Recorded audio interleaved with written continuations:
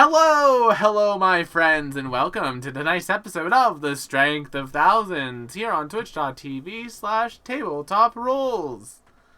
Hi there. Welcome to tonight's episode. Before we get started, a few announcements. Number one being, we did an extra stream on Saturday, and if you weren't here to watch it, I highly recommend going back and watching the VOD, or at least some clips. For example, we have this one. Oh no. Are we playing it right now? Yeah. Oh. I will now turn my head to look at Twitch. I didn't know you could do that. Hi, Matt. Hey. You kill him right in front of me. You fucking liar. Wow, You I've murdered been this. voting for this entire time. What a crazy coincidence. No, this is Matt. Don't even. No. No, this is Matt. He murdered Will right in front of my fucking eyes. That piece I am of not that shit bold. is I am not that lying. He's fucking shy. Please, we have just What met. a, Well, what we've a met crazy before. coincidence. The two Shy. people I've been voting for. Shy, I need you to please listen to me. The entire game rests on your shoulders. It was fucking Matt. I would not lie to you. We've just kind of met. We've met before, I think, but Watching Marshy beg is kind Shy. of fun, I'm not gonna lie. listen to me. He really not put lie. his whole heart into It was that. Matt. Well, the idea that he could possibly lose in that situation is kind of Yeah. crazy. That was a ploy of mine. I'm not sure it would have worked on anyone maybe but Shy. Shy hadn't been playing with us long. But yeah, so if you had missed that, I recommend going to watch that stream. It was very fun. It was very fun to do. Keep an eye out for more Saturday night game nights. And if you have suggestions for multiplayer games that you'd like us to play, feel free to pop them into our Discord, which you can join. God, I'm hitting all the boxes tonight. I'm so proud of myself. Which you can join by following this happy little link.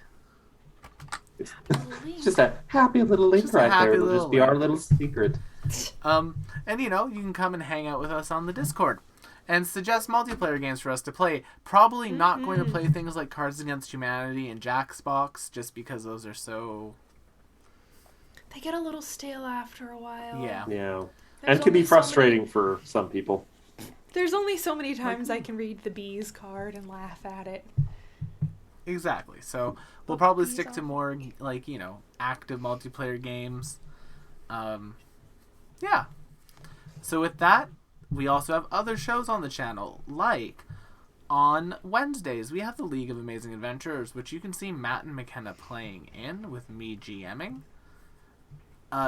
This week we continue our side story following some of the other characters in the campaign. Then, on Friday, we of course have the Calling Chronicle, where we're going to pick up right where we left off. Our party is going to be fighting some really buffed out Eldrin. It's going to be a good time. I have a map. I have a map built that literally has like a chalice of fire in the middle that has like a ledge over top that you can walk over and people can get pushed into. It's going to be fun. Everyone will get revived from the fire except for us. So, wish us luck. And then The yeah, odds so are not in our favor. And then, of course, we have this show every Monday night. If you haven't already, give us a follow so you don't miss any of our awesome content here on Twitch. Don't miss any of those awesome bonus streams. And, yeah. Those are all of our big announcements. So I think I'm going to roll the intro, then we'll hand it over to Matt. Roger Dodger. Once I find the intro again. There it is.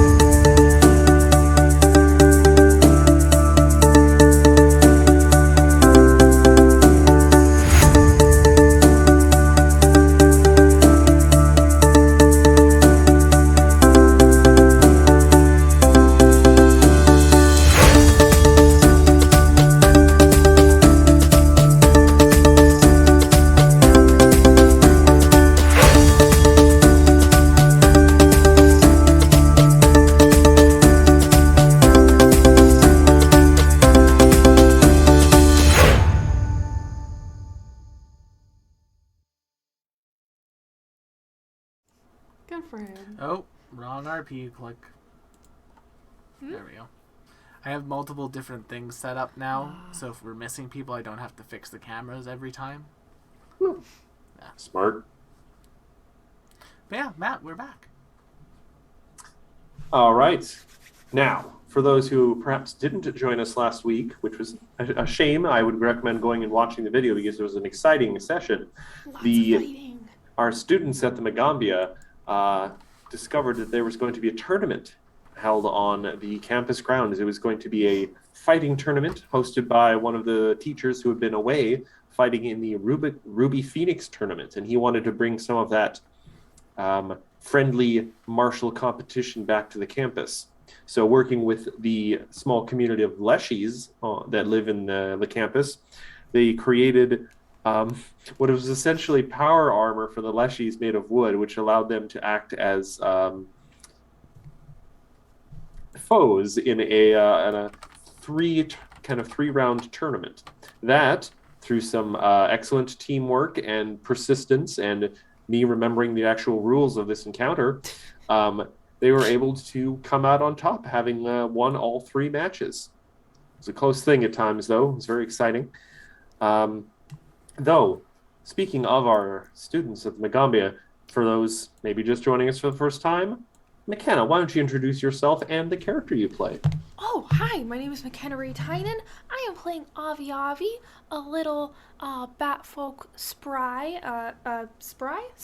They are technically called Nyctera, as far as the lore is concerned. She is a witch. She has a little kitty cat familiar named Agate, and she's just here to learn some things and have a good time.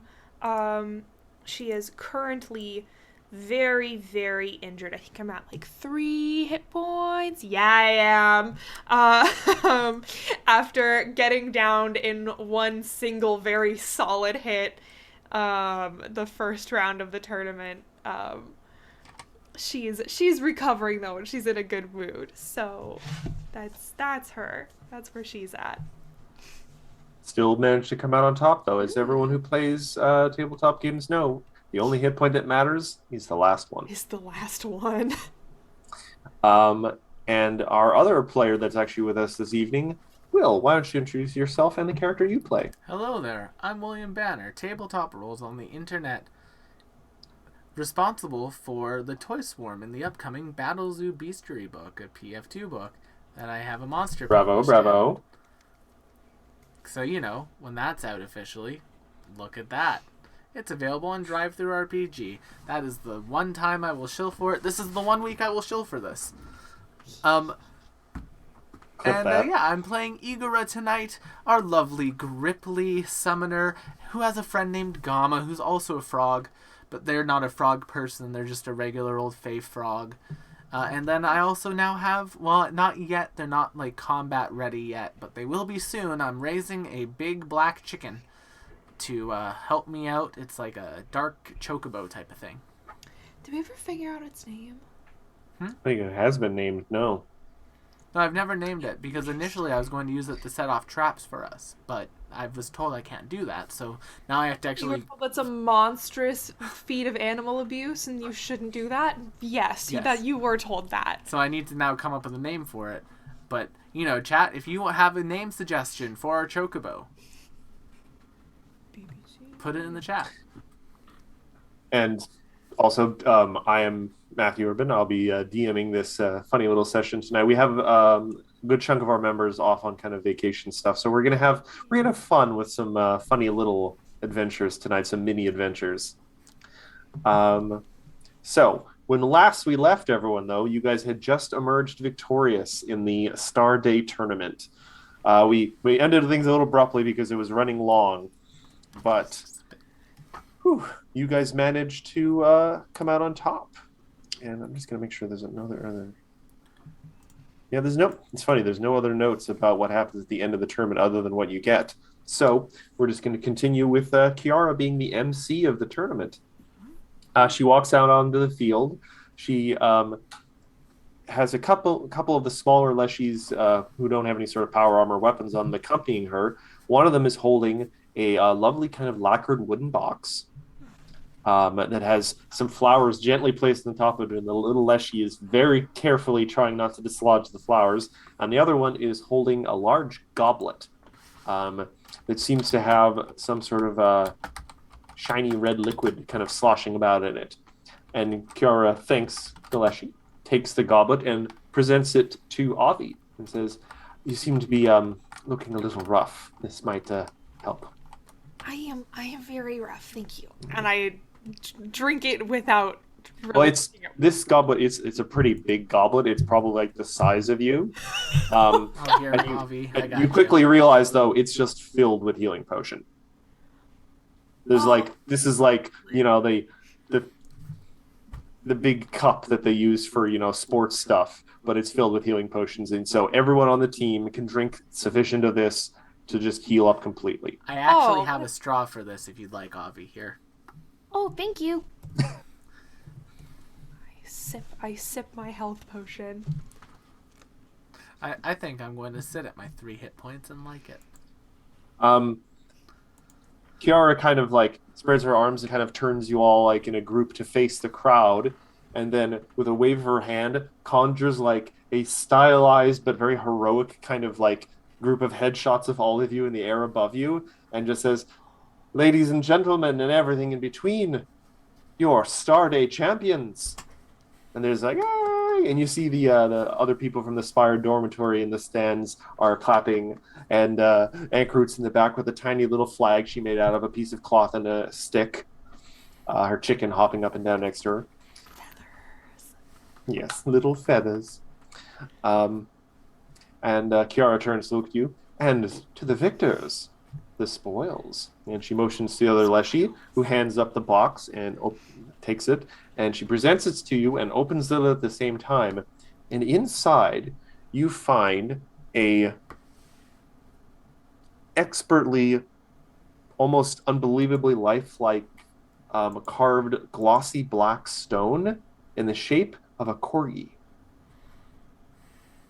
And she gently takes the statue out of it and presents it. She looks around, presents it to Igora, and says, "Its name is Mr. Wuggles. Place it on the ground and call its name." Oh, all right. So Igora puts it literally right below their feet. Mr. Wuggles, do come out. And with a poof of purple and black and sparkly smoke, the tiny statue turns into a full-sized corgi that just seems to be like made of like living shadow almost, because it's like all black and everything, but it doesn't seem to have like a shine. It's almost like a black cutout in the air, but three-dimensional. And so this is a Onyx Dog Wanderers figurine. Ooh. So, just to give you a full explanation, it takes 2 action command and interact. You activate the statue by placing it on solid ground and then speaking its name, causing the statue to transform into a living creature or creatures. In creature form, the figurine has the minion trait. It can understand your language, and it obeys you to the best of its ability when you use an action to command it. The specifics of each creature. You just put it on top of... I was reading it, Will, and you put it on top of my own. Oh, sorry. That's okay. The specifics of each creature, as well as the activation's frequency, if any, appear in its entry below. If the figurine is slain while in its animal form, it reverts to its statue shape and cannot be activated again until 1 week has passed. If the figurine is destroyed in statue form, it is shattered and the magic is lost. This simple onyx statue transforms into a guard dog. The dog has a +4 circumstance bonus to survival checks, to track, and it has dark vision. When the dog senses a hidden creature with its scent, that creature is instead observed and concealed, so it's not hidden anymore. The Onyx Dog can be activated once per week and remains in its form for up to 6 hours. Nice. If you ever need to find anything. When Igora activated this thing, it was literally right under their feet. So now I'm just like on the shadow corgi. who seems to have a very regal bearing to him, not in the sort of like arrogant way that Chicken does, but he's like, I'm a professional. I mean, he's technically bigger than Igura. Is he medium sized? Yeah, I think they are. Um, hmm, It's a guard I don't dog, know. right? Yes. That's a big corgi if it's a medium sized corgi. Guard dog. He's a- Oh no, he's a it's small, good so boy. it's about the same size as me. I could theoretically use him as a mount, You but could use a corgi mount. that's actually that- a feat. Yes, it is. Yeah. And while everyone is marveling at this canine steed that Igra has straddled, Kiara leans down to Avi Avi and gives you like a congratulatory little pat on the shoulder, like, well done. Thank you. It, I must say, and you are the victors. Would you indulge me for a moment? Sure, what would you like an indulgence in? She smiles, leans down, and gives you a little kiss on the cheek. Thank you. Then we became a religious organization. You are blessed. Here is your So, yeah. indulgence. You guys have emerged victorious from the Star Day tournament, and you have received your wondrous figurine prize. I have put it in the party loot list as Goth Corgi. Which I Maybe think put is very in funny. brackets wondrous figurine onyx dog. I did that too. You can look at the party loot list and look at I know what I'm doing. Oh yeah. Is there any this has taken you guys about into early evening? The sun is starting to sort of fall out of the sky. There are a That's few people I dangerous. think who want to buy you drinks, or at least present you with drinks, because I'm not sure there's actually a bar on campus unless you want to look for that at some point. There might be a hidden bar. You know what the greatest prize of all is? Friendship. Can I maybe Intriguing. look engage to see if either Ignacy or Tzenwe, strands of glowing dawn, have been roused by this victory and are perhaps a little bit more friendly towards me? Give me a perception check. Hey Shazere, want to get some homebrew? 22? Actually, if you look at the map, Ignacy was on the very edge of the thing, and he just seems to be, he's up at the top. He is just kind of observing these. He doesn't seem like sour or anything, but he doesn't seem to be super impressed. But, where is she? I don't know if Tzenwe, strands of glowing dawn is on this map. Oh. I'm I'm going to say she is, though, because she would not deny her kids the opportunity to see this. And they look very excited, and they're hopping up and down and everything and pointing at you guys. And their enthusiasm is a little infectious, and you can see a little bit of smile tugging at the corners of her mouth, her usual tired expression. I give her a big ol' wave. She gives a polite little wave. But is there anything you guys would like to do for the rest of the day? Yes. Okay. I will stay there for the appropriate amount of time. I don't want to be rude and just immediately leave. But once I feel like the festivities are dying down, I want to go to the library.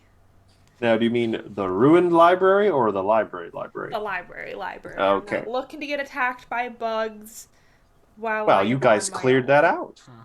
For now, but the whole campus is kind of a little bit overrun by bugs.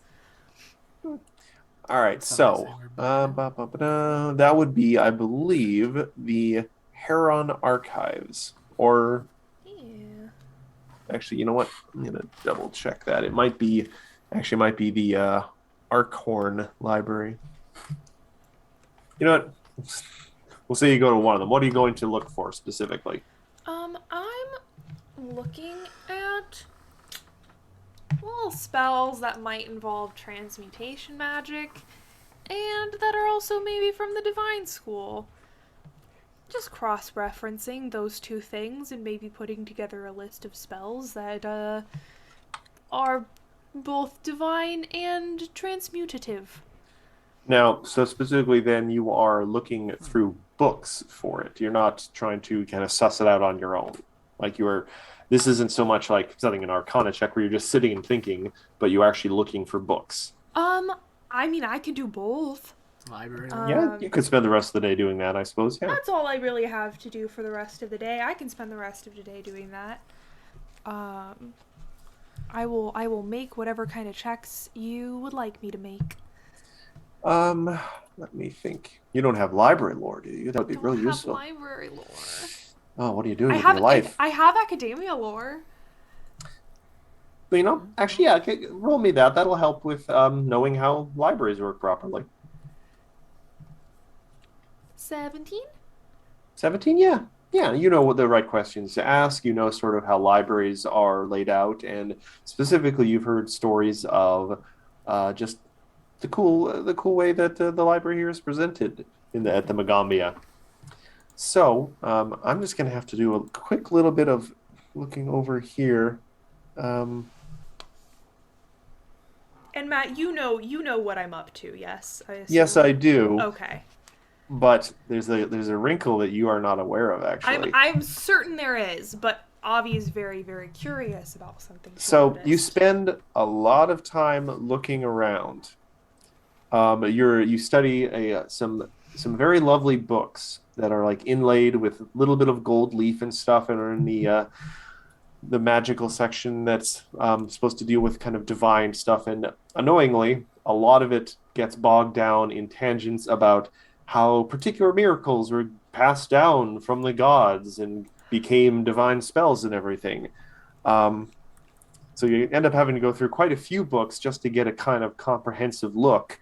And you get up to like 4th level divine spells, and you're really not seeing anything that is like really the kind of like transformation-esque kind of magic. There is things will do minor things, but they're more to objects. You're looking specifically for kind of like people kind of stuff, right? Yeah, I guess I am. Yeah. It doesn't seem like a lot of divine magic deals with transmutation on people. There is stuff like changing water to stuff and changing just basic elements to other things, like the kind of things that a lot of people in the ancient days would have been like, oh, it's a miracle. And right. technically, by being divine magic, Things it that are is a form. situationally useful, but not what Yes. I'm looking for in this particular scenario. But just because, for reasons, you do find a few references, not to spells, but to ancestries and creatures and things that have inborn and natural affinities for disguise and deception and illusion. Like you hear about like you read in some frankly kind of disturbing passages about certain breeds of demons or devils or things even older that can change their appearance at will. And a few minor references to some very rare and very rarely encountered more benign and benevolent creatures that can transmute. But you wonder if this might be the author's kind of bias speaking, but the whole idea of disguising yourself is more viewed with someone who is, untrustworthy and trying to deceive people. That's more the domain of evil aligned beings. But take it with a grain of salt. That's just one book's opinion.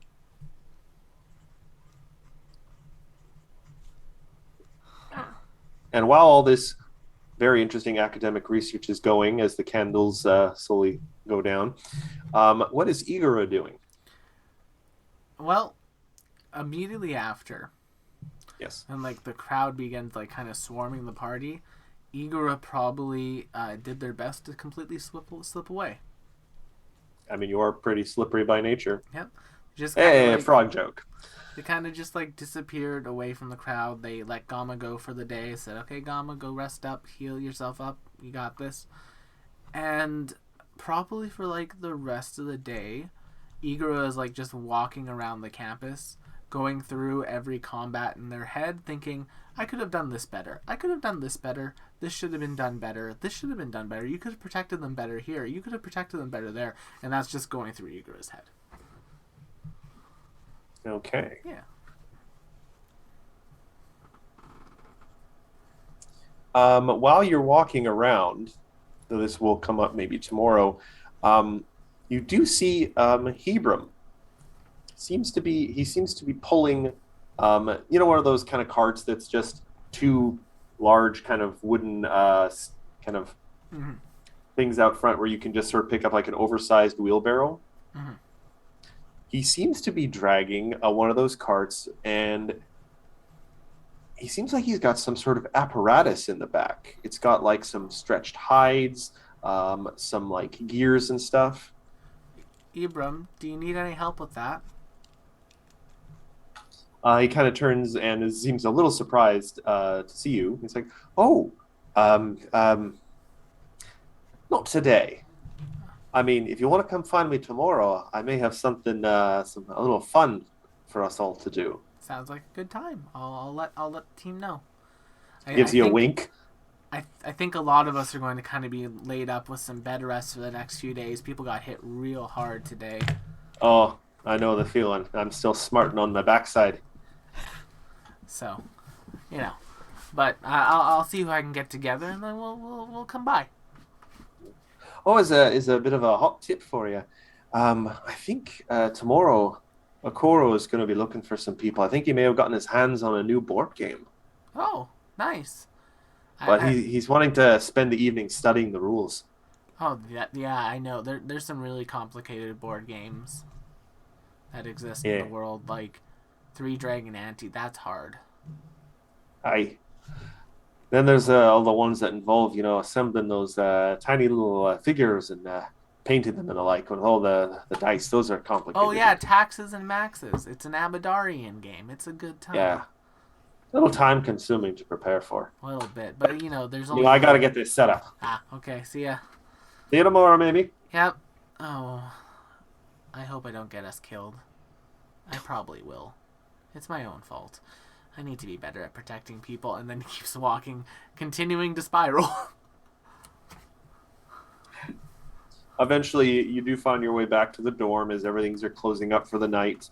You do see, just barely as you're coming back, Kiara, who has now let her hair down from the elaborate kind of thing she did. She just kind of like shakes her head, and she just kind of like seems to like release some of the tension from her. She was holding herself very formally before, and she just kind of returns to her room, looking quite satisfied with herself. Wait. So she's doing that outside of the dorm?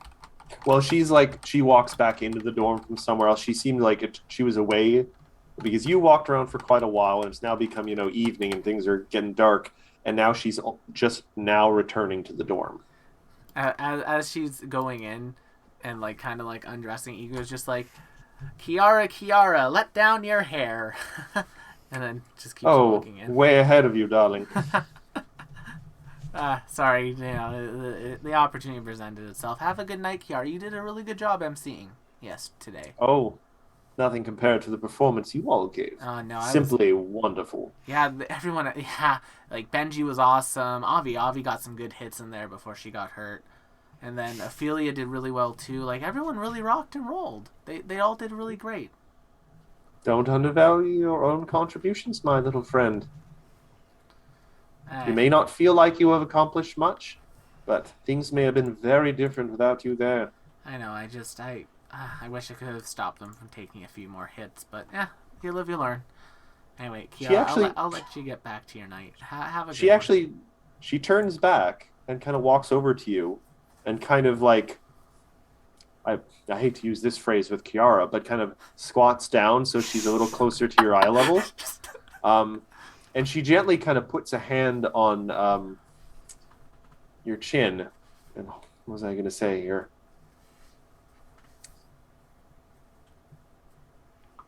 One thing I've learned in my life, my little friend, is that while it can be valuable to strive to be the best you can, to try and be perfect in the role you've imagined for yourself, you must remember that perfection isn't real. We can never really reach the end of that journey, but that does not mean we should not stop striving for it. And never feel moving slowly, or never fear moving slowly, only of standing still. And you seemed like you weren't standing still today. I was not. I was lying down still a couple of times, but Ophelia got me out. Anyway, Kiara, thank I mean, you. you didn't hear it from me, but you can still have a lot of fun lying down. And with that, she turns around and goes back to her room. Kiara. I have a feeling I'm going to be saying a lot of that while I'm here. I just keep walking. So the next day, fairly early in the morning, before anyone else is seemingly up, you guys hear some noises, some kind of frantic footsteps outside your door in the hallway.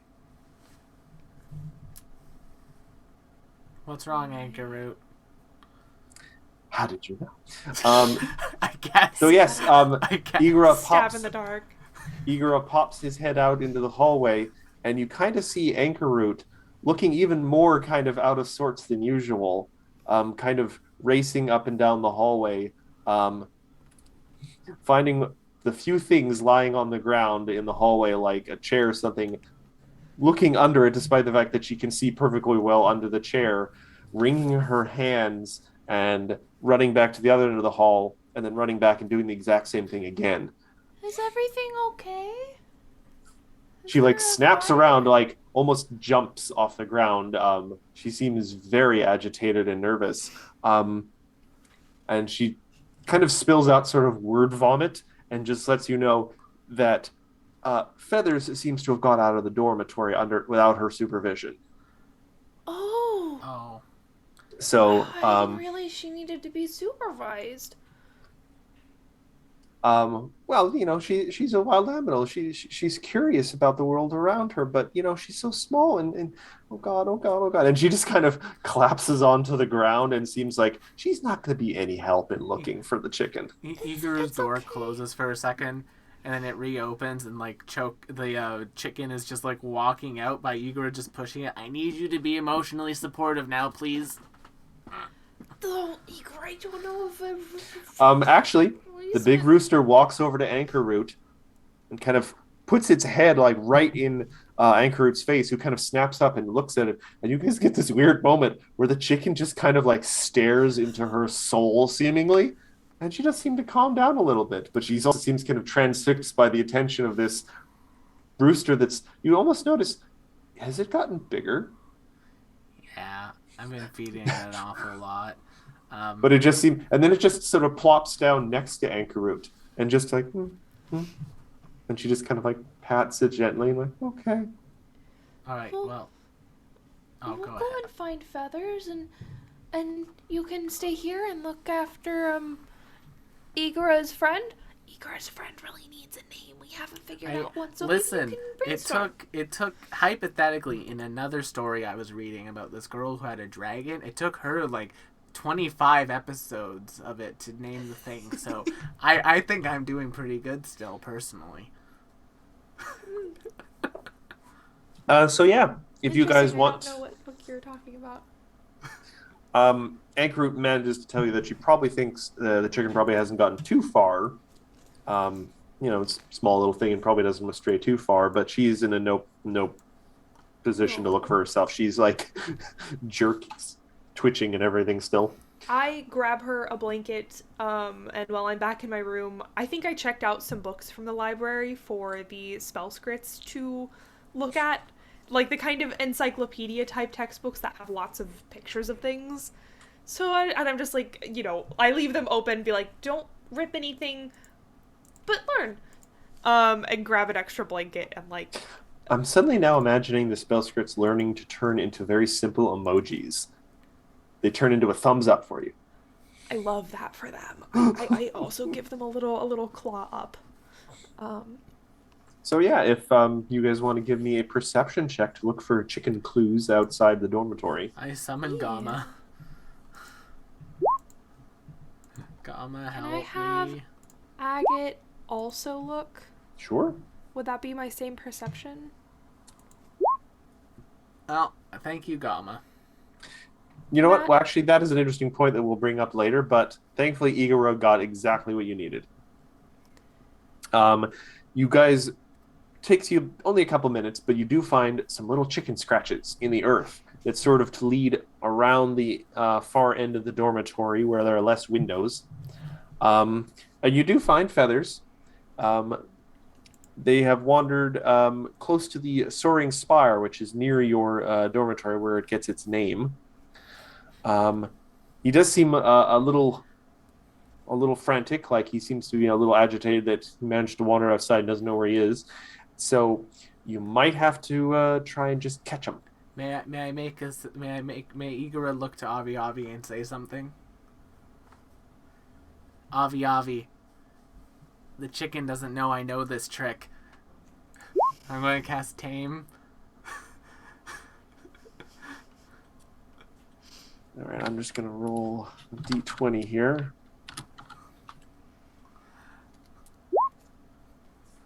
You know, I'm going to assume this very small chicken familiar doesn't have a +5 to will. So it's not going to bolt at the first sign of things, but you still may have to pass an athletics check to scoop it up without making it panic. Because it doesn't really know you, and you are trying to maybe physically grab it. So. Alrighty. Gamma, use your tongue. Oh God.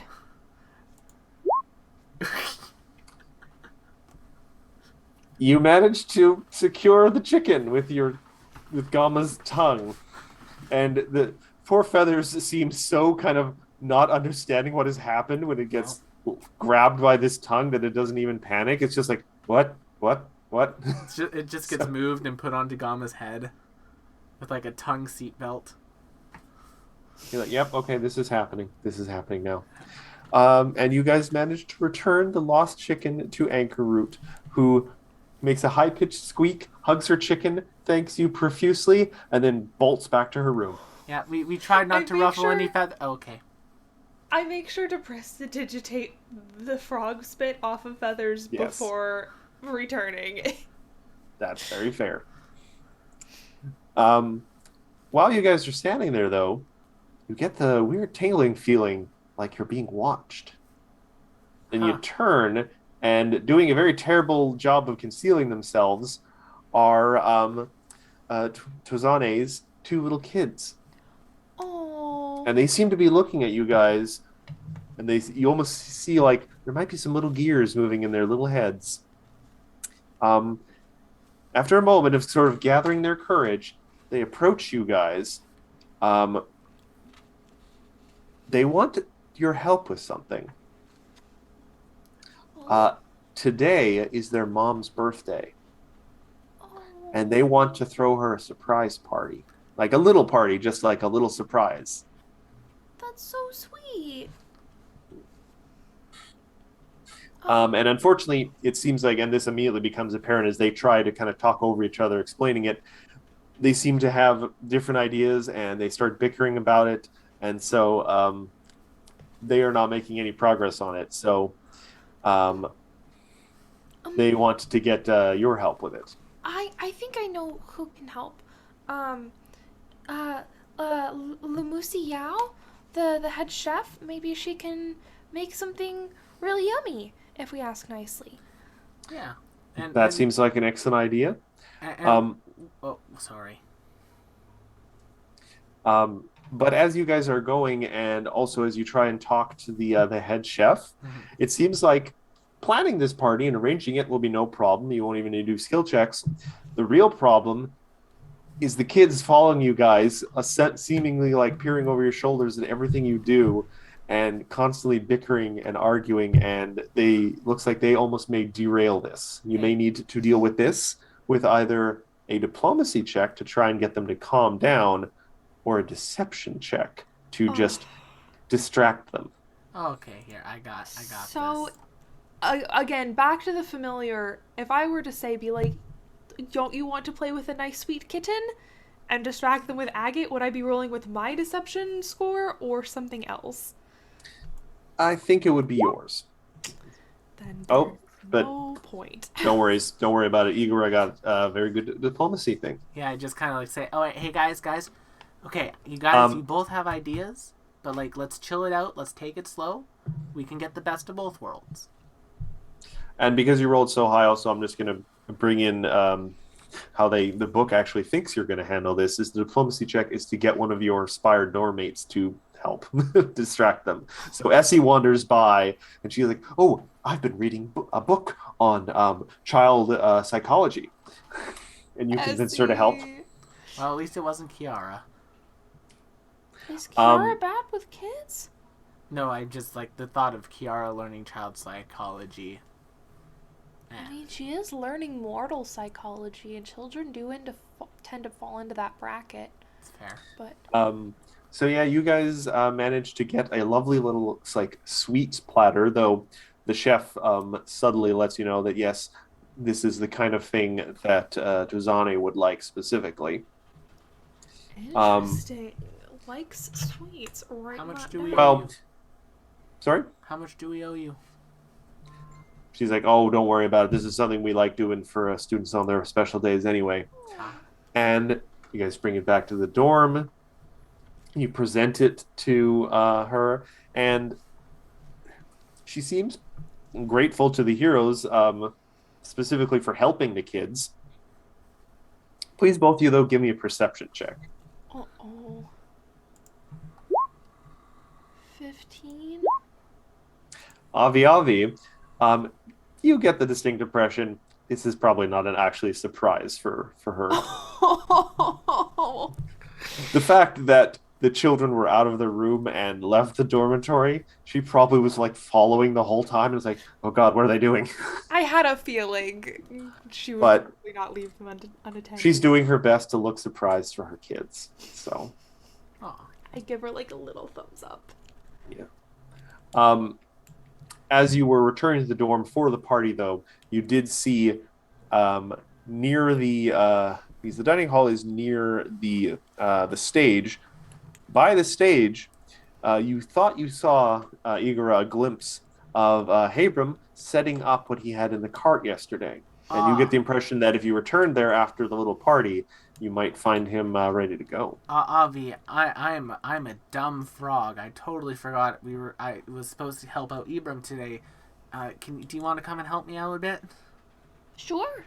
Okay. What am I doing? I have no idea. I kind of just agreed to it. You learn to not ask questions, and he just keeps walking. That's the opposite of what we're supposed to be doing. This is a school. You're supposed to... Okay. Avi just follows, but you could hear her like muttering herself the whole way, like, why would you not ask questions in a school? That's what it's here for. So you guys are heading to check out. All right. So it appears Habram has constructed a new compact hang glider, and he wants to get as much height as he can to try it out. And he lets you guys on in a little bit of knowledge that hasn't actually come up yet. The soaring spire that's near your dormitory is where it gets its name, permits impossible leaps from the ground somehow. But Haber wants to go even higher.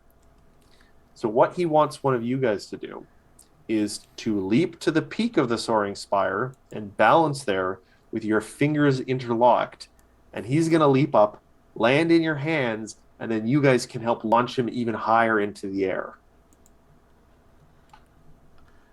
So, Question. Ibram. I am very small.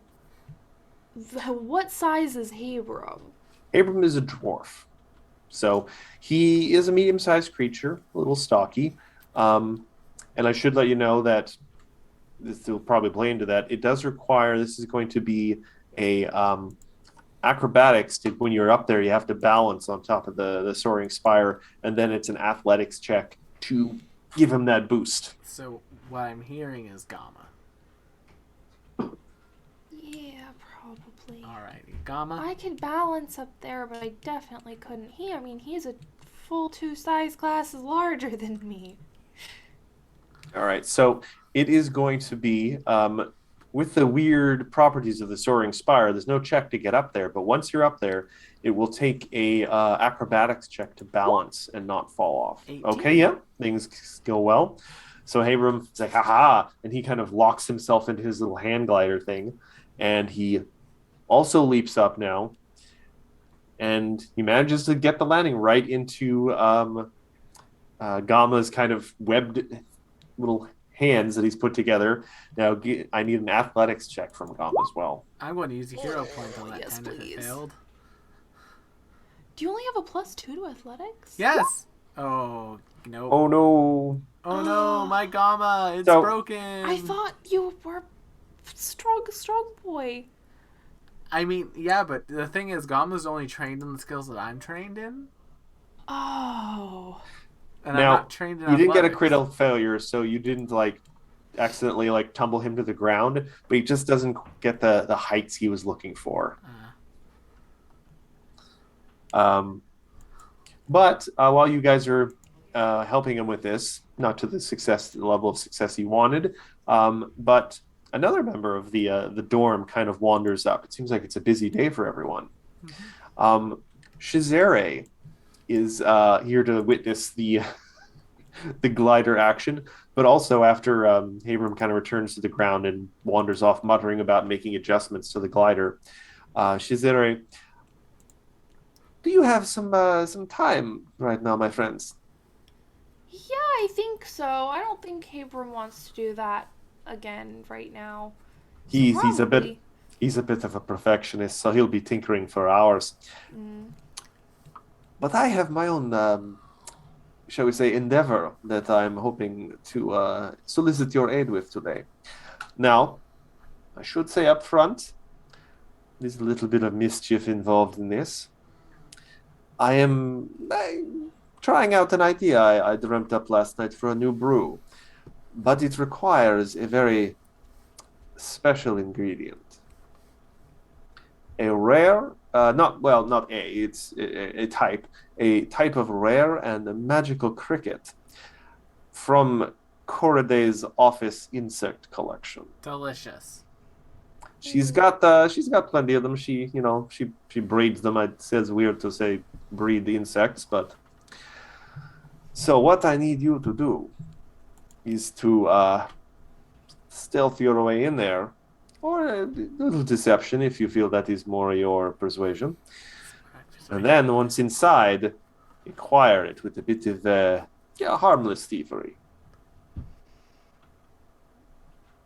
Are we gonna give it back afterwards?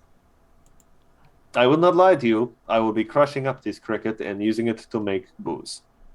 But I can promise you I can share it with you. I do like make it. a good booze.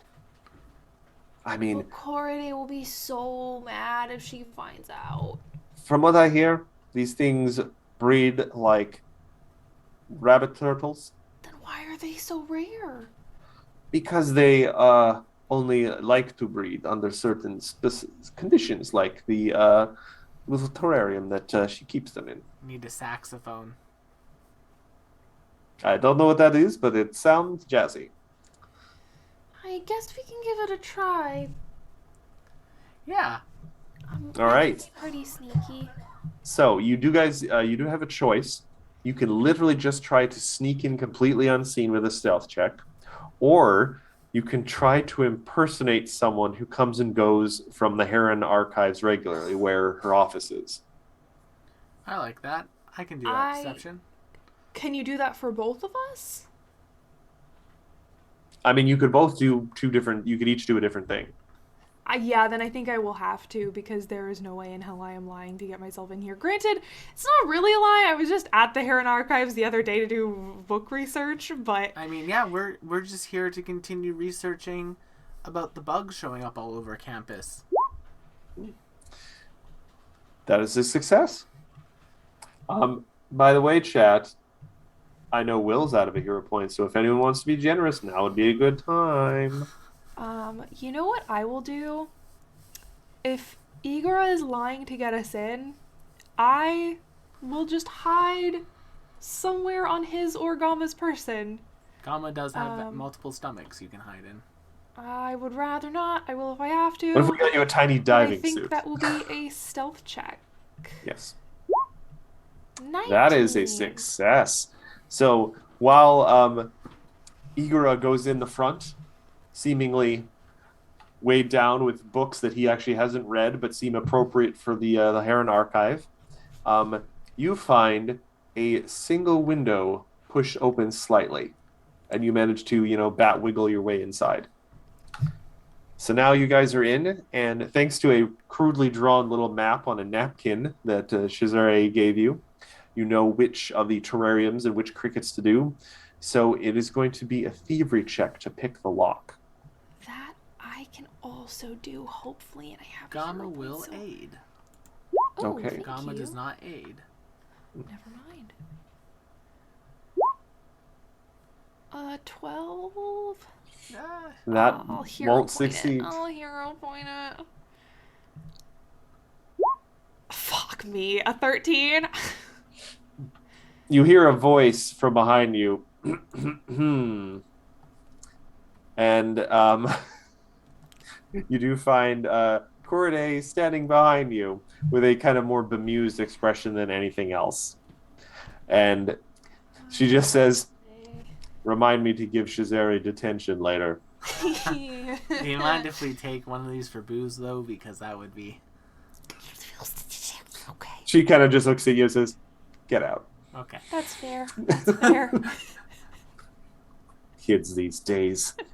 Kids these days in their cricket moves. Smash the terrarium! This is kind of funny because, so, a little peek behind the curtain here. If you guys had succeeded, you would have gotten a potion of healing out of it. But the funny thing is, the potion of healing also makes you sickened. And as long as the potion's effects last, you can't get rid of the sickened. That's hilarious. Well, Because it then I turns guess out I'm glad we failed. So The long brew apparently tastes terrible. so long as Corday Tastes is awful, not but it living works. with us. So yeah, as this is sort of taking you guys throughout the whole day, and as you return to the dormitory after dinner,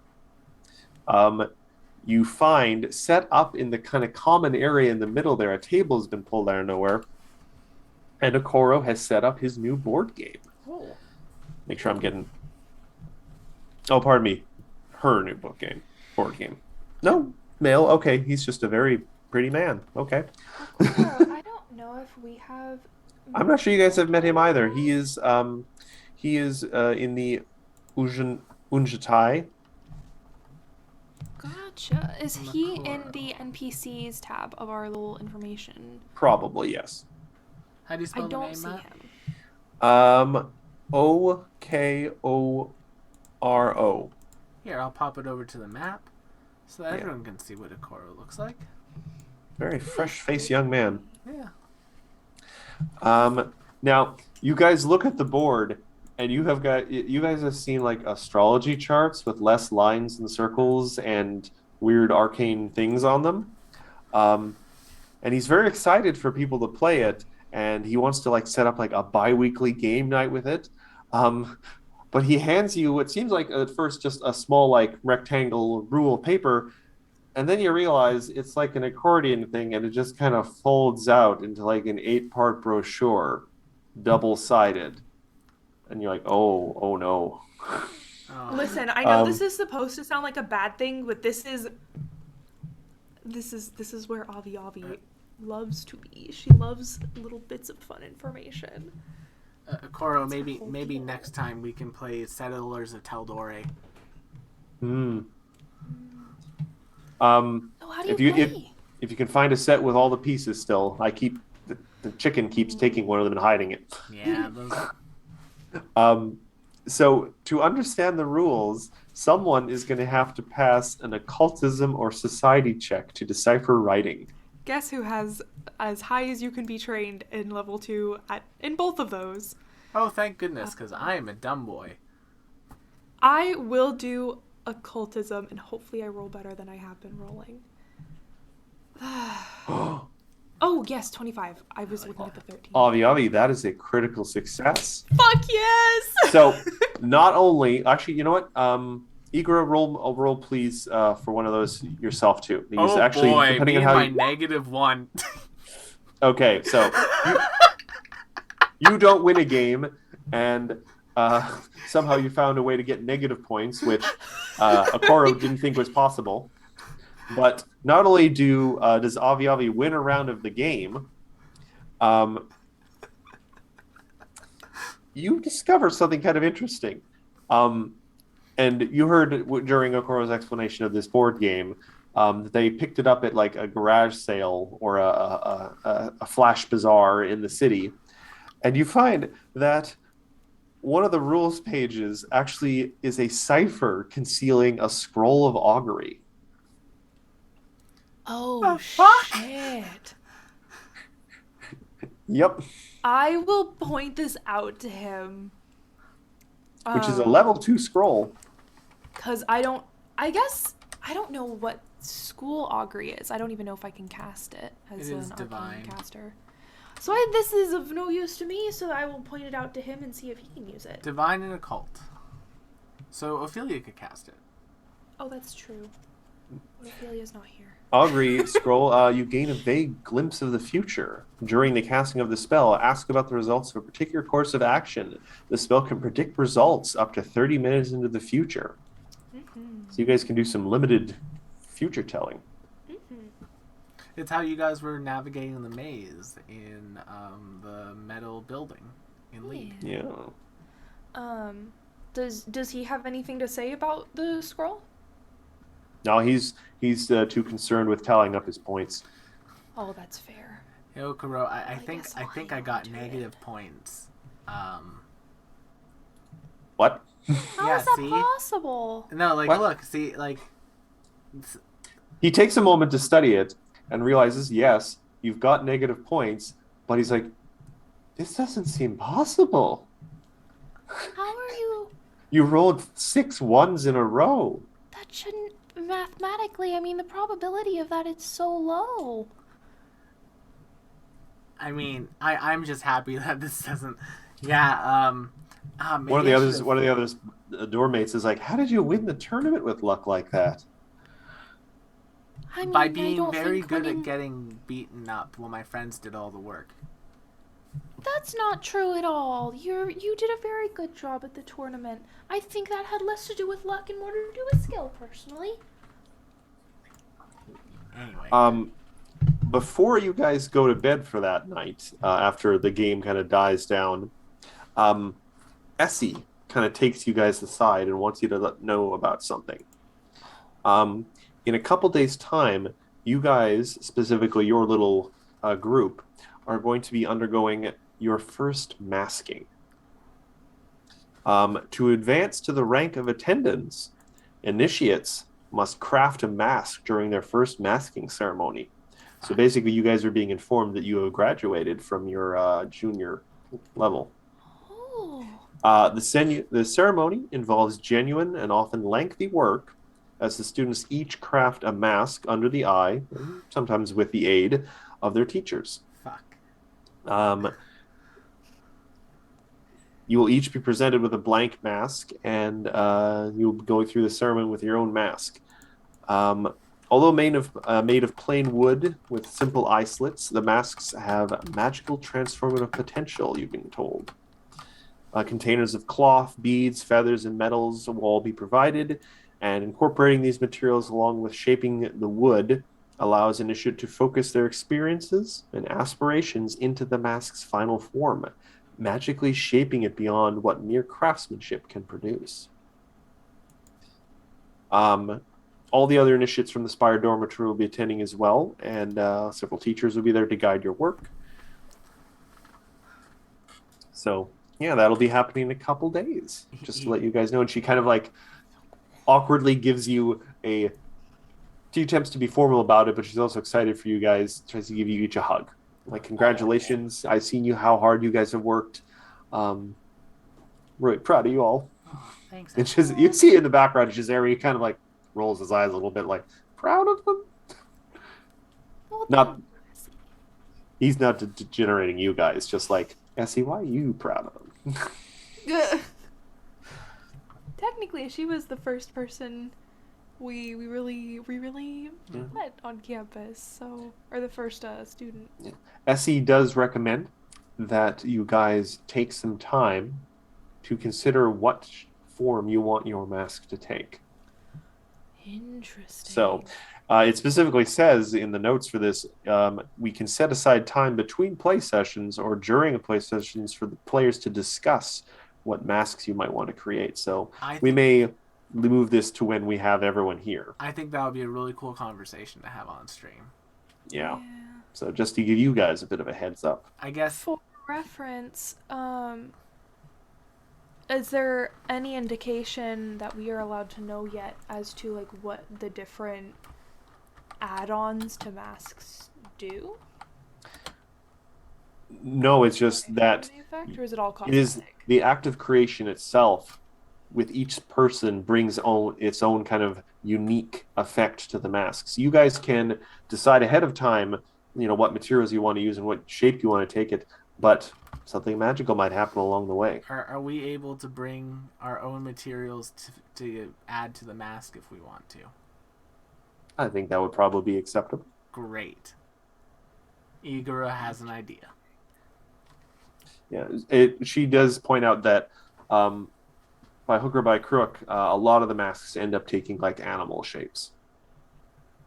Interesting. But other shapes, particularly celestial objects or supernatural beasts, aren't uncommon. A lot of people try for dragons, end up with more kind of wyverns, but those aren't the most common types, though. But so yeah, you guys have accomplished all the extracurricular activities. You managed to get the scroll of augury, not the potion of leaping, but that might be for the best. And you kind of deepened your relationship with some of your fellow dorm mates. Thank goodness. You do have a couple days before the masking ceremony, and Ophelia and Benji are kind of apparently doing some last-minute cramming. So you guys have the day to yourself to think, to plan, to wander around campus. Igor would like to go to the student store then, if Avi wants to come with me. I want to try to procure something for my mask. Sure. Okay. I haven't really decided what I'm gonna bring yet. Yeah. All right. I'm going to quickly go back to chapter 1, so I make sure I have all my information about the store up in front of me. All right. Yeah, the student supply store run by Zokan, Yeah. the kobold. Hey, Zokan. Good morning. I'm looking for... I'm apparently making a mask soon. Oh, yeah, it's around that time of year, isn't it? Yeah. Good job. And I was going to ask if you had some stuff for that. I mean, that's kind of a broad request. Well, What? specifically, I'm looking for maybe like a glass orb that's like a purple or a blue in color. That sounds a little specialized. Okay. You may have to pop into town for that. All right, I'll go jump into there, and then I guess the only other thing I would ask is, maybe some like horns. If you have any like horns of some creatures that I could look at. Like animal horns? Yeah.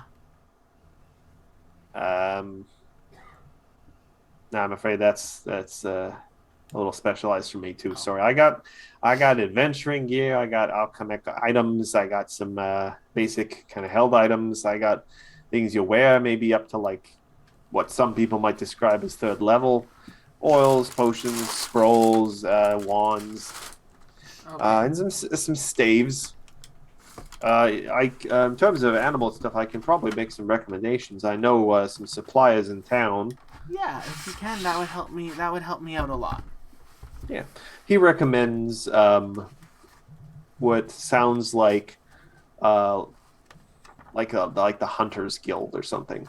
People who probably have a lot of like kind of taxidermy things lying about I mean, from worst comes successful to worst, hunts. I could always ask the Pathfinder Society. Yeah, I got no connections with them. They seem like a dangerous bunch. I have actually no indication whether or not there's a branch of the Pathfinder Society There in is a Nantambu. lodge in the there is a lodge on the Magambia, but in the city that there is. And if you want to Right. read about it, you can read about it in. Lost omens. Zokin turns to you, Avi, like, and can I help you with anything, little lady? No, I was just kind of here along for the ride. But it sounds like we might be heading into town, right, Ikora? Yeah, I want to grab some stuff. Just see if I can. Oh, I hope you kids have a good time at your masking ceremony. I know it'll seem a little solemn and dour to start with, but once the masks are made, it's quite the party. Nice. Yeah, it's a good time. I'm looking forward to it. So, thank you. Thank you very much. Have a wonderful day. Yeah, you too. Bye. And you see, as soon as you guys leave, he like takes out a little bowl, seemingly of like some grubs, and just starts eating them in like horrible crunching sound. That's fair. All right. Well, Avi, I gotta run into town. If you're busy, and I'd hate to drag you away from stuff. So like, I can go in alone if it need be. Not really. I'm actually thinking maybe I could pick up some things for my own mask. Ah, what are you Do you thinking, have a- Avi? I think I Also- kind of Here's the Pathfinder Lodge. Oh, that's cute. cute. Yeah. I'm thinking I might want to make it look like a Dwemer cat. And Agate just kind of like purrs suddenly. There are a lot of them around where my coven lives, because they kind of grow bigger as they are exposed to fey magic. So like they kind of help keep the coven safe, and we help them grow, and it's like a nice little symbiotic relationship. So I thought maybe a mask of a Dwemer cat would be a good symbol of both community and like a nice tie-in to where I came from. That's what I'm thinking anyway. But sometimes when they get older, they have like two sets of eyes. So I'm thinking maybe I'll have the eye around the like the actual mask slits, and maybe get some like glass marbles or something to put above it.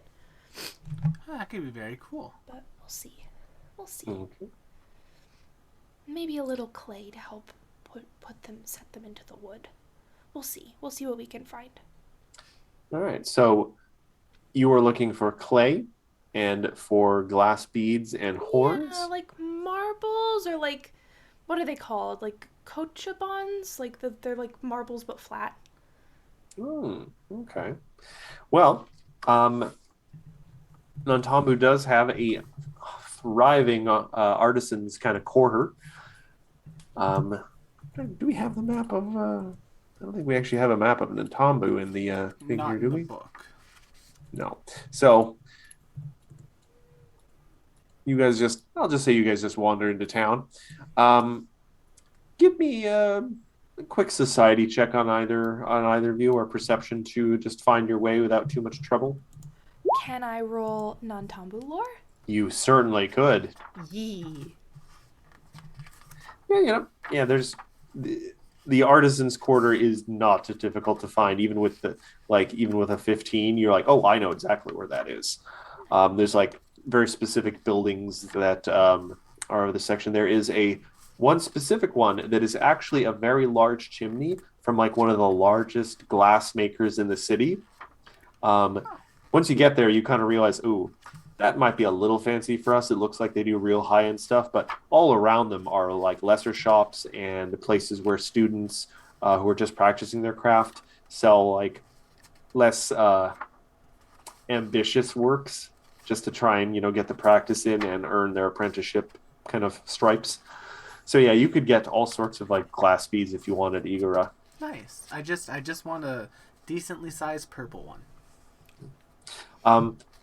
As you're getting that, that'll cost you like maybe a silver piece, depending on how large you want it to be and how vibrant the purple is. I But want while you're to- standing there, Oh, go ahead. Sorry. Oh no, I want it to be like a decently vibrant purple. Yeah, silver's fine. Yeah. As you're standing there, though, you realize, Avi, that one of the younger looking apprentices that seems to be a dwarf with a very shiny head, but very young looking kind of dwarf, kind of waves you down and he points, wordlessly, he kind of points at your familiar at your side. And then he makes a show of like blowing some glass into like a very crude kind of cat shape. You know, it's just like two circles with little ears. They're like, yeah. She gives him a little clap and comes over to see if maybe perhaps this dwarf has the like flat glass that I'm looking for. Oh yeah. It's a little crude. This is a student learning his craft, but yeah, quite a variety of stuff. I am also a student learning my craft, so if I could pick up, I want two about like yay big for Avi Avi. Oh yeah. At most, this will cost you a silver. And like an orchid purple. Oh yeah. I And will. he's more than happy to help you. I will give him 2 silver. He kind of like looks around like, thank you. Thank you. He's getting himself a nice lunch today. As he should. You know, it's hard for students sometimes to, make sure you eat well. Oh, that hit too hard. Man, that panda person over there makes great food. Man, I feel like we could just eat there every night. For reference, what Will is talking about is the fact that the college that we went to had a Panda Express within walking distance. And while I was not that person, there were people who would go to that Panda Express every single day. Yeah. Every single day. I don't know how you did it. I didn't do it. Okay. Now the Hunters Association, Yes. where you might find some animal bones, is a little ways off from the artisans section. Their craft is a little different than glass making and textiles. But was there anything else you wanted to get in the artisans' quarter while you're here? There's a dizzying amount of different shops, and it's very vibrant. People are hawking their wares, and all sorts of people are making their way through. Just some raw clay. Super easy to obtain. If you want like a couple bricks, essentially, like they almost want to give them in ingot form. That can Yeah, easily... I only need a little bit. Basically, what I want to do is like put the glass above the slits and then put clay over it a little bit like eyes. 5 copper pieces. I have 1 Basic, silver. basic, non kind of cured or non-hardened clay in a kiln, just clay. Right, like air dry clay. Yeah. Yeah. Well, we're in the artisan district. There is something I would like to get as well. Sure. This would be more of a thing for Teflings.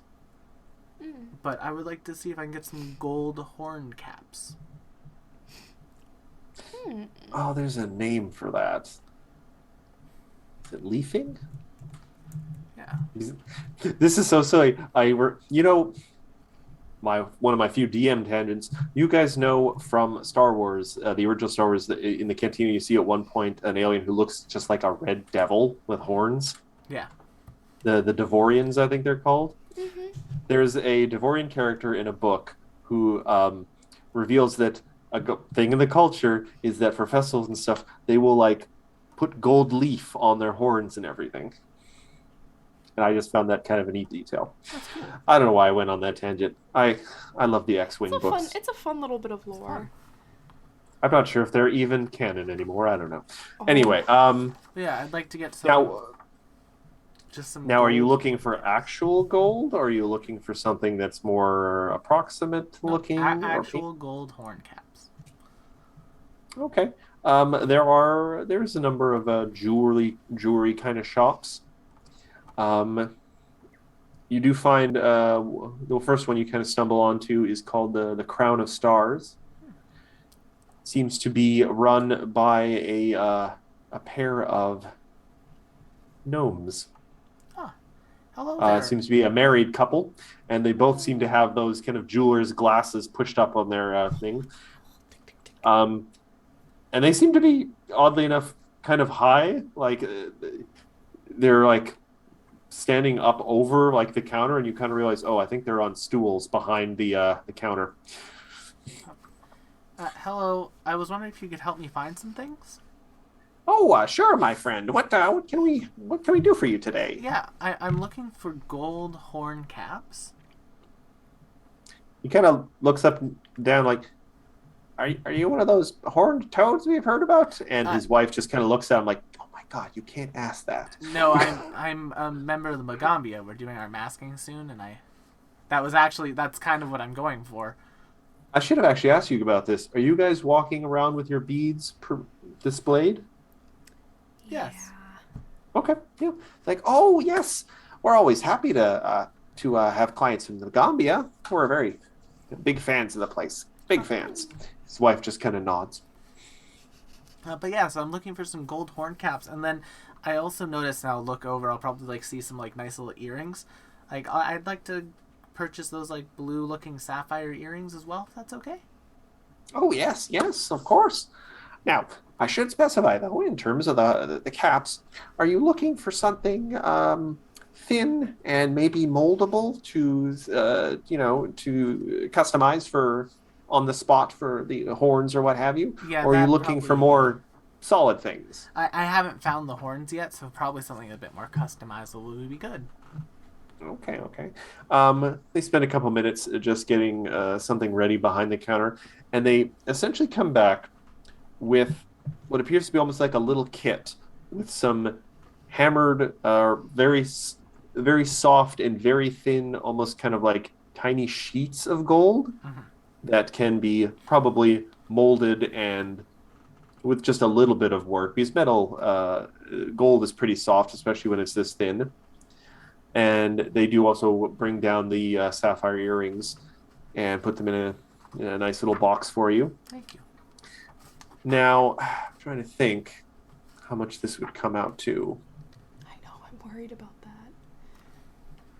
I'd be down with doing like, 10 to 15 gold. We'll say 12. Okay. They your first time customer, they want to make a good relationship with you. And they hand you a little business card like crown of stars. Put the stars in her eyes. Oh. Gold horn caps. Very. Pleasure doing business with you, my friend. Come by anytime. We're always interested in doing custom work. Oh, thank you. Looking around, is there just like anything fun or interesting that catches There your is. attention? There's a little glossy black cat head brooch with little emeralds as eyes, but it is in a case in on off to the side with thick glass and metal kind of bracings, and you realize, oh, this is the expensive glass, the expensive case. Nothing has a Wonder if price it tag here, is- you notice. Yeah. I wonder if it is of a magical variety or if it's just very well made. You want to ask? Yeah, I think I will. Like, oh, I'm afraid we don't really do that. We're not really students of the arcane or the divine or anything like that. We're simple craftspeople, just going about our craft. There are a few shops here in the quarter that specialize in more magical accessorizing. Um, I'm afraid I can't really recommend any myself. We just don't really frequent those shops. That's Um, okay. The craft work is lovely. Yeah. I just Though wanted I to will take a say, look. and they kind of glanced at each other very briefly. Maybe avoid the black hat. Why? They don't like us. Remember? I mean, we he kind of wrings his hands a little bit. I don't like to engage in gossip or hearsay or anything, but he kind of leans across the counter a little bit. I do hear that sometimes people come out of there and they feel that items they've procured may have like a curse or something. Like items they owned before they walk into the store or items they got at the store? That strange items can be procured in that store, and Oh. sometimes they're told, oh, they have this magical property or something, or this will help you find true love or something. But there's like some sort of like There's a ironic catch. twist. Oh. Like, oh yeah, you found love with like a murderer. Oh. But that's just a thing I've heard. I can't actually say I've spoken to anyone who was personally dissatisfied, but you hear whispers sometimes Hear down at the coffee whispers. shop. Dissonant whispers. Very Interesting. dissonant. Yeah. Interesting. I would not I will recommend stay it. far, far away. Thank you for warning me. And she comes out of the shop and is like, Igor, we have to go to the Black Hat right now. Oh, okay. Sure, Avi. I don't think we should buy anything because maybe it's like cursed, but I don't know. It's a shop full of cursed items. I have to see what it looks like. Yeah. You guys look around and you realize you can't see any shops with a placard or like a pub sign saying the Black Hat. Interesting. Nothing is visible just by looking around. Fair enough. What if I Discerned secrets. You could certainly try discern secrets. What role are you using to accompany that?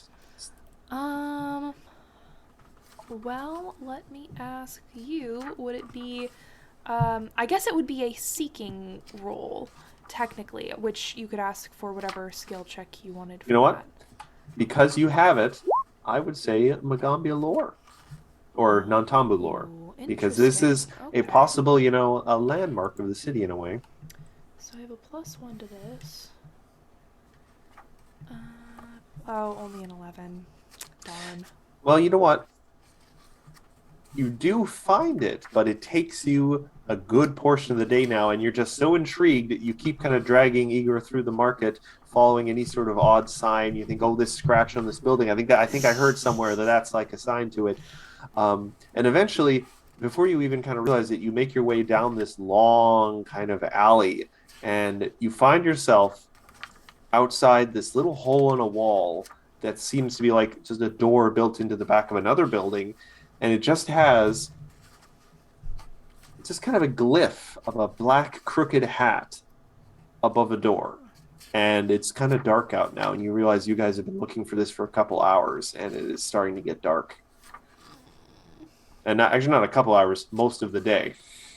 All right. You guys Avi. started in the morning. I still had to get to the horns, so go on in. Oh, Igor, I'm so sorry. It's all good, Avi. I enjoyed spending the day with you. You do have another day before the masking, Yeah. probably, because we're going to have one more day for the others to do stuff too. So I think maybe Igor can go run and grab some horns, and I will. If Igor doesn't Avi, work with me, with I all will due take a respect, peek in. I am not leaving you alone here. Okay. Do we have time to do both? Just a quick peek. yeah. Okay. Finding just some little horns will not be difficult once you actually get to the Hunters Association. I take a peek. You reach for the door, and it opens. Oh, that's a fun trick. And She you kind of peeks and is like, "Was that mage hand? Did you mage hand that?" come in, my friends. Come in. Hi. You walk into the shop, and it is like the craziest, weirdest kind of like pawn shop you've ever seen. There are just things hanging from the ceiling in random intervals. You swear across the room there is the upper part of a skeleton, but the skeleton seems to be inlaid with obsidian gems. And there are like weird plants hanging from things. There are scarves that seem to be blowing in no breeze that's in the room. There are full like armoires that are just sealed, and a few of them you notice have padlocks on them. There is just things everywhere. It would take you like minutes just to look completely around the room and take everything in. But at the far end of the room, behind a counter, it's kind of sandwiched in between shelves of all sorts of things, and sitting next to a collection of really messy-looking red candles is a female tiefling wearing mostly black. She's got kind of like violet skin and just two smaller horns on her head, but down in the middle of them is like a veil that just sort of covers the middle of her face. You can see the corners of her very dark purple kind of lips curled up in kind of a smile, but you can't see her eyes properly. She's just got a little rectangle of a veil down the middle of her face. And her hair seems to be done up in like a tight bun behind. And she's just lounging in this chair with like one of those long kind of pipes. Hello, my friends. Welcome to the Black Hat. It is destiny that has brought you here. I mean, I think it might have actually been a recommendation from some people we were talking to earlier. Um, but Oh, but destiny works in mysterious ways, my friends. Who knows that's what true. compelled them to speak that? Do they seem like the kind of people who would unintentionally send you this way? Takes a little No, definitely puff on her not. pipe. Is Um, there something your hearts are seeking, perhaps? Or some other part of you? No, honestly, I just heard about this place and I was like, I have to see what's going on in there because there are some crazy rumors and it just seemed like a really interesting place with all sorts of fun little secrets and doodads. You know what I mean? Well, that is but a small part of what we carry here in this shop. I'm sure. That's the impression I got, which is why I was like, I have to just see it for myself. Are you students of the Magambia, perhaps? Oh, yeah. Is that I know some people are not cool with that. We can I leave have if no that's problem not. with students of the Magambia. Oh, okay. If I might ask, what dormitory are you from? Spire. Ah, interesting. Are you familiar with the Magambia? I'm familiar with many things. Familiar with it as an attendant, as a student. I have never been a student of the Magambia, no. Hmm. That's a shame. You must have some kind of familiarity with it if you know the different dorms. You guys are suddenly startled by a ha, Ooh. and you guys realize you spin around, and above the door frame, like you walk in, and obviously you wouldn't have seen this, there is an albino raven standing on top of the door. Wow! They are very pretty. Who is this? Oh, this is my friend Simon. And the lady behind the counter just holds out a hand with like a single finger kind of outstretched, and the raven flaps across the room and lands on it. And you notice now that she's raised her hand, she's wearing a lot of different rings on her fingers, and they're all different styles, and some of them seem to be inlaid with big and small gems, and at least one of them seems to be glowing slightly. It's pretty dark in here in a way. There's only like a few candles scattered all over the place. It's a cross between a pawn shop and like what you would imagine a witch's hut would be like, and not a good Avi Avi witch. No, do I know that this is like a very evil place? Yes. Am I obsessed with it? Also, yes. I think Avi sees that and says, "Oh, I am so sorry. I've completely forgotten to ask your name." Oh, my name? Yeah, You can call me Mercedes. Mercedes. That's fun. Not a local name, I'll admit, but I do like to think of Nantambu as my home these days. Did you have a home somewhere else before Nantambu? Several, in fact. I have lived a long and interesting life. But for I now, can I've see. set down roots here. Well, may I ask you, what is your favorite thing in the shop besides Simon, probably? Well, for the moment, it's you, my friends. I That's was so like, sweet. I like meeting new people. Well, in terms of items, either available or unavailable for sale, whichever is your favorite. I'm just curious about the stuff. Everything, I will say, everything in the shop is for sale, though not everything in the shop can be purchased with money. Oh, that is an interesting business practice. I've been to many lands, and I have seen the value of barter systems on occasion. But you don't have a favorite? She does kind of glance around and does seem to be thoughtful for a moment, and then kind of reaches down under the counter and seems to just pull out a dark red crystal, like the size almost of your head, Avi, and just puts it down on the counter. This particular item is one of the ones that would not be for sale for money, mostly because even I am not entirely sure what it does. And you Discern kind of secrets arcana check sure. immediately. Sorry, I didn't mean to interrupt you, but Oh, no. like, That works out great, actually. oh, come on, arcana, come on, arcana. You 13. don't get a sense of necessarily what kind of school of magic is or even what it necessarily does, but you get a very unnerving feeling. The more you look at it, you feel like there's a presence and that it's aware of you. You feel like something has turned its gaze towards you.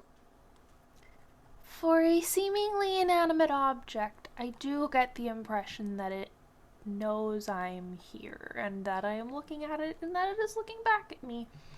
Trust me, my new friend, it knows a great deal more.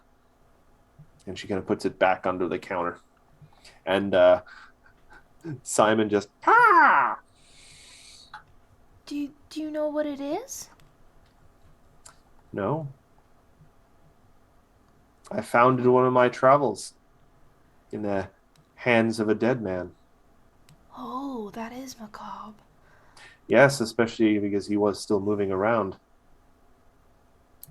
Oh, like an undead man? Yes, walking down the road, carrying this thing, and it seemed like, based on the condition that his bloodied and tattered feet were in, that he had been carrying it for quite some time. And he didn't seem to be aware of any of his surroundings, as if what he was carrying was compelling him to simply keep moving even beyond the point that his body had expired. Have you thought about calling people in to like research and I've been maybe doing figure that out- myself. Would you like help? Perhaps once we get to know each other a little better. Okay. Turns very suddenly, kind of a tilt of the head. You've been very quiet, my small web friend. I know when it's best to keep my words. She kind of like leans forward a little bit, and it seems, though you still can't see her eyes, to be studying you. Yes, I get that impression. It seems like you have managed to escape some sticky situations by knowing when not to speak. Yes, and Avi, speaking of those sticky situations, we really should get going.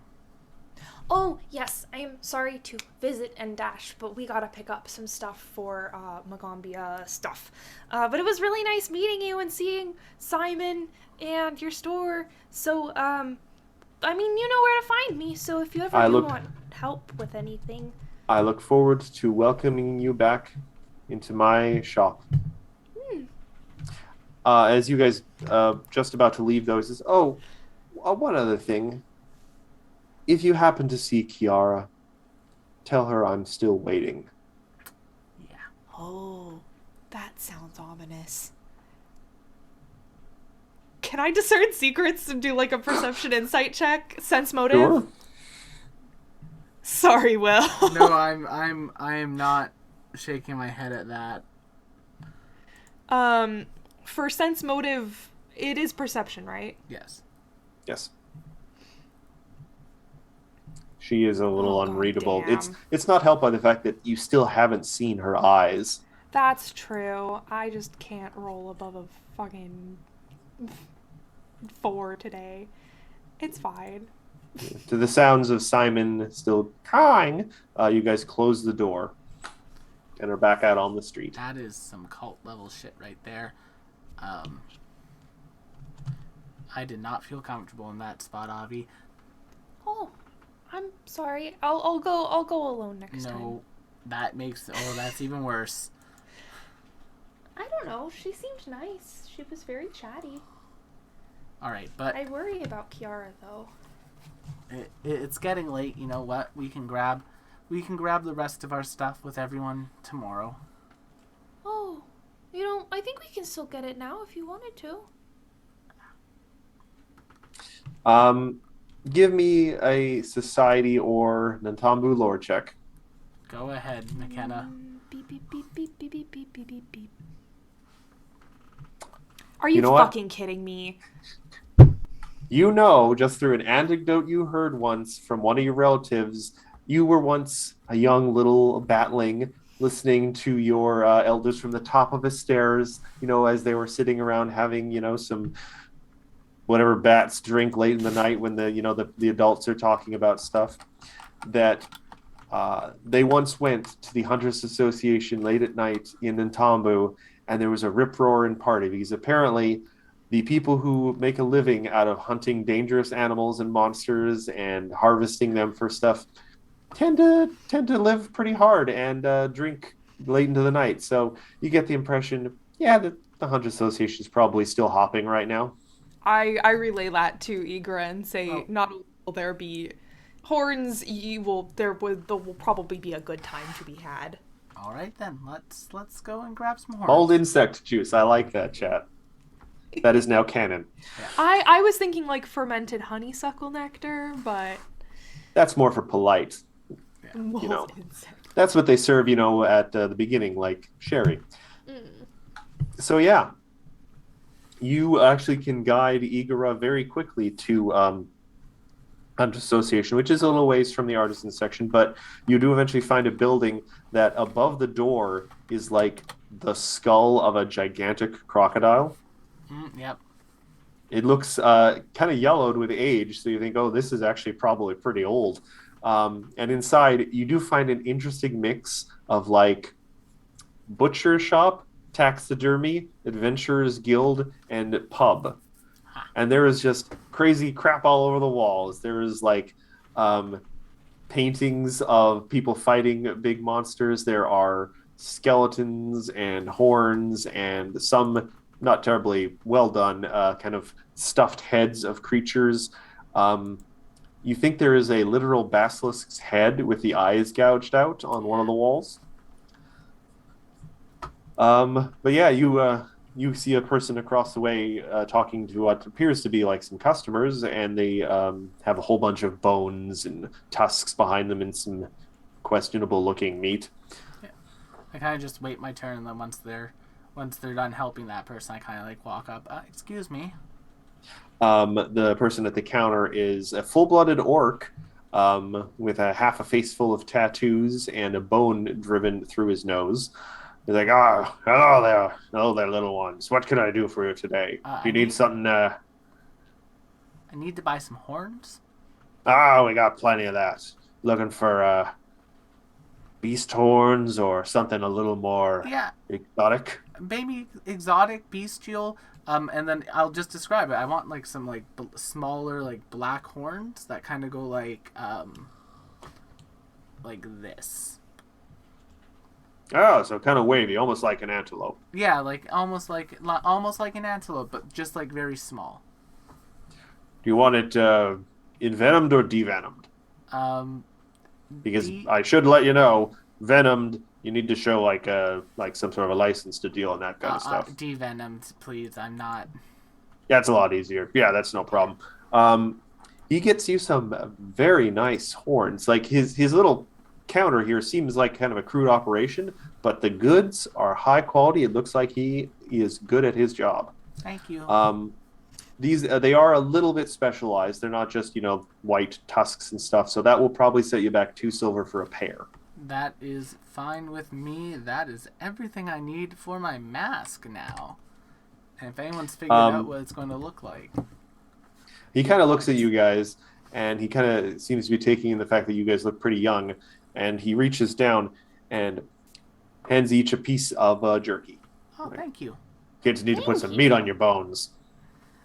Yeah, I you're actually have rather hollow bones, so I don't know if that. Thank you anyway. He's kind of like looking over the counter down at you. Like he's a full-blooded orc, so he's big. Very good. He is large. I am. He is a large, and not he's only like is he a a foot tall max. full-blooded orc, but he's also he's pretty stacked. You think he probably like wrestles beasts for these horns. Good for him. Good for him. I guess I Alrighty. have a message to relay to Kiara then, if we're done in Nantambu. Yep, we have a message related to Kiara. We have masks to make. And I think this is a good point for us to end tonight. Sounds good to me. So thank you all so much for coming to tonight's episode. Don't forget to check out other shows like The League of Amazing Adventurers, The Calling Chronicle, and of course, this show every single Monday night.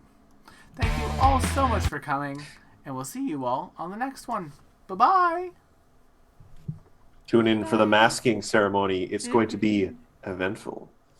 Interesting. We're probably gonna get attacked mid-ceremony again. Or just